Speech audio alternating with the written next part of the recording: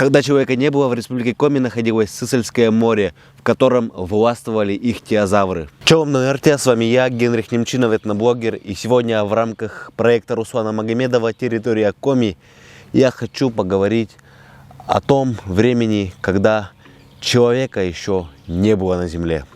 252 миллионов лет назад на Земле начался Мезозой.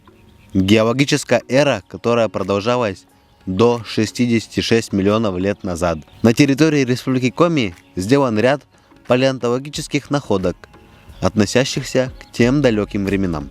В давних временах, когда еще о Республике Коми даже думать никто не мог, потому что человека не существовало, в наших краях на территории Республики Коми располагалось теплое первичное море, которое называлось Сысольским. Этот выпуск я делаю благодаря книге «Популярная история Республики Коми». Она у меня уже была давно, в 2 экземплярах, но прям недавно заметил, что тут все очень четко и очень кратко и понятным языком написано. Вообще книга иллюстрированная и посвящена истории Республики Коми от тех времен, когда человека не было, о чем мы с вами сейчас говорим, до нынешнего времени. Если я буду издавать свою собственную литературу, обязательно использую материал именно вот этой обложки. Ну а мы продолжаем разговор. Я когда жил в Бракованске возле реки Печора, часто находил конусообразные камни, примерно шириной действительно в палец. Их мы называли чертовыми пальцами.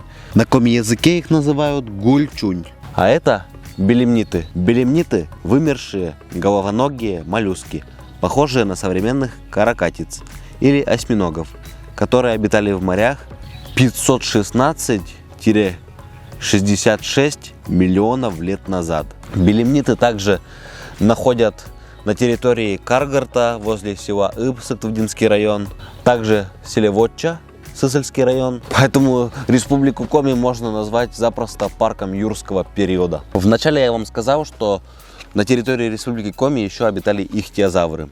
В переводе с греческого рыбоящер. Гигантский морской хищник.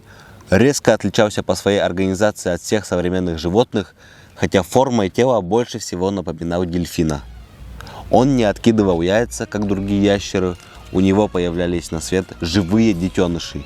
Ихтиозавры существовали 250-90 миллионов лет назад, а плезиозавры, в переводе схожие с ящерами, примерно 199-65 миллиона лет назад. Это просто немыслимое время, я даже не могу представить, как давно это было. Вы представляете, какое временное пространство вмещает в себя наша планета Земля?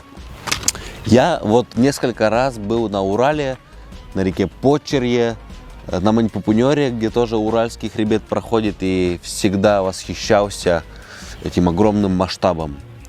Оказывается, тоже по книге узнал, что формирование горной системы Урала началось 350 миллионов лет назад и закончилось около 200 миллионов лет назад. То есть настолько мудрый и давно Уральский хребет находится на территории Республики Коми. Можно предположить, что над бескрайними просторами океана одним из первых поднимались наши Уральские горы. И у меня сел свет. Но это не страшно, уже солнце выглядывает, прям на рассвете снимаю ролик. Поэтому мы продолжим после короткой рекламной вставочки.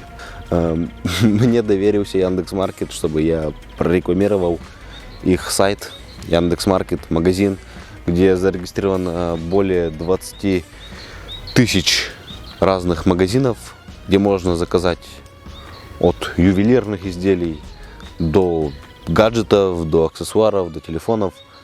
Причем доставка с Яндекс.Сервиса от 49 рублей начинается. И это новая ступень канала Генрих Немчинов, потому что Яндекс.Маркет это прям классная платформа. Так вот, у меня для вас есть промокод, который у вас тут на экранах. Промокод рассчитан на скидку 25% при первом заказе в разделе «Товары для дома». Поэтому, если вы что-то хотели заказать в Яндекс.Маркете, пожалуйста, пользуйтесь промокодом. Ссылку для заказа оставлю в описании к этому ролику. Возле сейчас так называемого Северного Ледовитого океана было очень тепло, росла растительность. И мы сейчас даже об этом представить не можем. На территории Республики Коми очень даже прекрасно жили динозавры. Слово динозавр означает страшный или ужасный ящер. Они были хозяевами суши в течение более 160 миллионов лет. Приблизительно 225-65 миллионов лет назад. В небе парили птеродактили и археоптериксы. В книге написано, что все названные животные начали умирать 65 миллионов лет назад. И при этом причины неизвестны. Есть много споров. Некоторые считают, что упал астероид. Кто-то говорит, что это была эпидемия, либо парниковый эффект из-за вулканической деятельности. И мы не так давно живем на этом свете, чтобы думать и гадать, что тогда было. До окончания следующего периода геологической истории Земли, наступившего примерно 1,8 миллиона лет назад, происходило значительное изменение климата. Началось постепенное похолодание. Пока динозавры были живы, все млекопитающие оставались у них в тени, мелкими животными, но со временем подросли и заселили те места, где ранее жили ящеры. Киты приспосабливались к жизни в океанах, а летучие мыши к воздушной среде. На суше млекопитающие стали обитать везде. Большая их часть сейчас бы нам показалась вполне причудливой.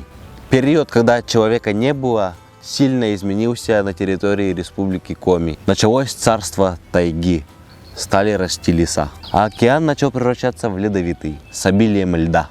Если вам понравилось, как я благодаря этой книге рассказываю об истории Республики Коми, пишите в комментариях, и будет следующая часть этого выпуска уже про то, как на территории Республики Коми постепенно стал осваиваться человек.